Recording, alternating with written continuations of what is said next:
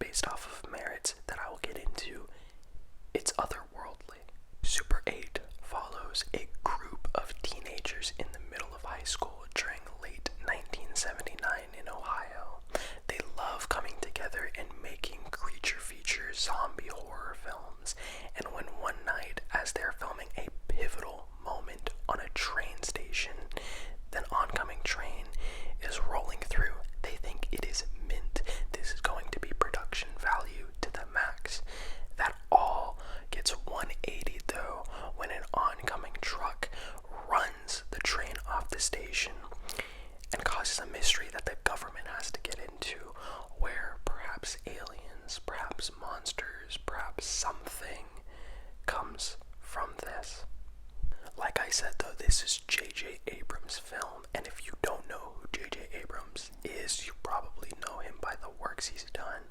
Before 2011, when Super 8 came out, he just did the first Star Trek reboot with Chris Pine and Zachary Quinto, and before then did the third Mission Impossible.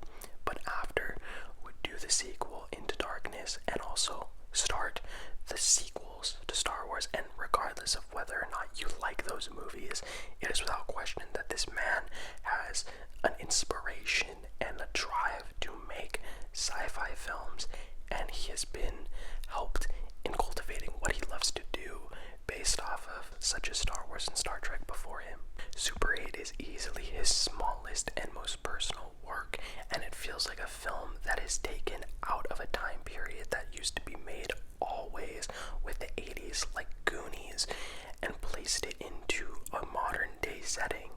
These films take young kids but treat them with such maturity, because yes, and maybe it's because I'm trying to defend my kind of people being that of the youth of today, but I can tell you that a lot of movies portray kids as very one-note, very simple-minded individuals, but we have a lot of great ideas and are driven by honest human emotion like everyone else, and these movies really do lend that. They put these kids in very unique, out-of-this-world situations, but are driven based off of maturity and the fundamental human emotions that drive us all. I think that is also fueled by JJ Abrams' really strong script, but a script is only elevated just as good as the actors delivering the lines, and assembling a group of kids that have a chemistry on and off screen seems like an impossible feat.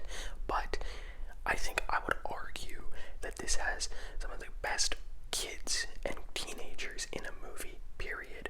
You have the main frontrunner, Joe Lamb, played by Joel Courtney, whose father is a cop, and they have just lost their mother and wife, and he has to deal with that, and he does such a good job, and might I add, all of these actors were like first time working in such a big film, and the fact that they have such presence is incredible. And then you have Kyle Chandler as the father, and he, in every one of the movies that he's in, always has such a fatherly presence, and this is such a worthwhile film for him to be in, because he does offer that presence, but he's also cold because he's withdrawn since his wife has passed. Now, everyone does a tremendous job, but the best person in this is without question Elle Fanning. All of these actors are like 15 years old, but when she's on screen, and in particular a moment in Joe Lamb's room, she breaks down for a certain reason, which I won't get into, but it is incredible. You are weeping with her, and although she's 15, she has the presence of a veteran actor, and it shows because after this she went on to do so many other projects. Super 8 does this circus juggling act of so many different elements and genres. You have a coming of age, very innocent movie with kids making movies together,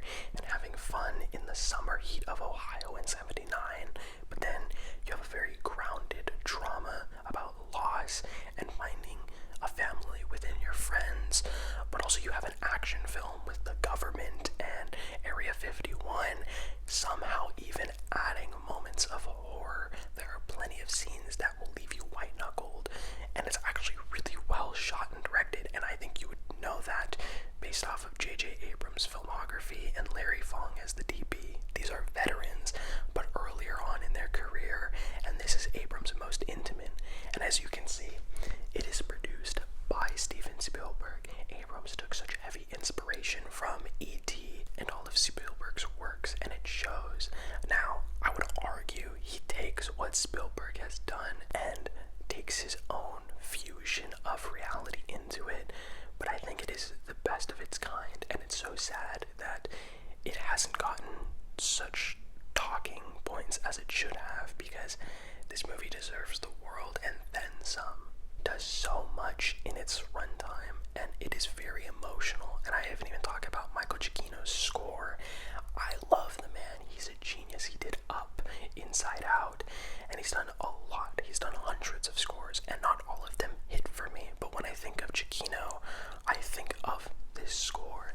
It is very slow, very tender, and very emotional, and just amplifies every scene so well to not only get you emotionally invested, but for you to understand each of these characters. All of them, and especially the teenagers in this, have chemistry beyond every film that I've seen a group of teenagers in. It's scary, it's exciting, it's emotional, and it's just fun, and that's the way that Halloween films should be. I watch it yearly, not just on Halloween, but it makes it that much more fun to watch and enjoy with friends during Halloween. You'll laugh, you'll maybe cry, but at the end of the day, you'll just have a great time that puts you into that Halloween mindset. And it's the week before Halloween. My gosh, time has flown by, and you guys have shown so much support to this channel, and expect some strong content coming soon.